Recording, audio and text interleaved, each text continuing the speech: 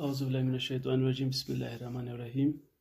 Class 7 کا جو آج ہم دوسرا لیسن فیس شوئنگ جو لیسن ہم پڑھ رہے ہیں اس کا اگلا لیکچر، تو اب آپ کو سمجھ میں آ گیا ہے کہ جو واٹر مین کی بہو تھی، علم دین کی بہو، تو اس کی بات ہو رہی تھی۔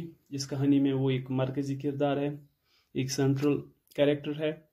تو علم دین کی جو بہو ہے اس کی تعریفیں کر رہے تھے مدر اور آنٹ اینڈ سسٹر ان لا، یعنی اس گھر کی بہو۔ تو اس گھر کی بہو جو تھی وہ تھوڑی سی بغض میں تھی، کچھ حسد میں تھی۔ اس کو واٹر مین کی جو بہو ہے، واشر مین یعنی کہ وہ دھوبی کی جو بہو ہے، اس کی خوبصورتی اس سے برداشت نہیں ہو رہی تھی کہ اس کے گھر میں دوسرے گھر والی کی بہو جو ہے اس کی تعریف ہو جائے۔ تو ایک طرف خالہ اور ایک طرف یعنی آنٹ، اور دوسری طرف اس کی مدر یعنی اس کی مدر ان لا، اور دوسری طرف اس کی آنٹ۔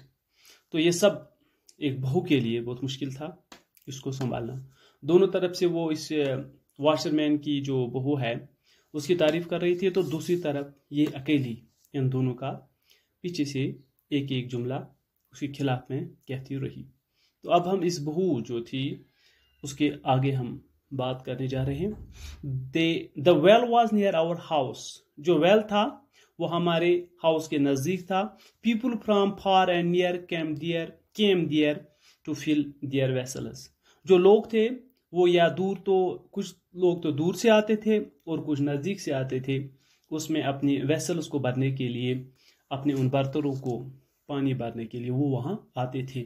ضروری بات ہے جب وہ ان کے گھر کے نزدیک تھا ویل، تو باتیں تو ہو ہی جاتی رہتی ہیں عورتوں کے ساتھ، یا اس کے مکان کے سامنے سے وہ گزرتی جائیں گی۔ Before going to the well, the two women came to our house۔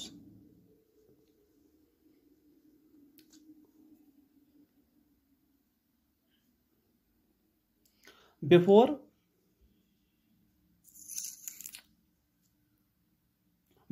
going to the well، اس ویل تک جانے سے پہلے the two women came to our house، یہ دو عورتیں ہمارے ہاؤس کے نزدیک آ گئی۔ and the mother in law made the daughter in law touch the feet of my mother،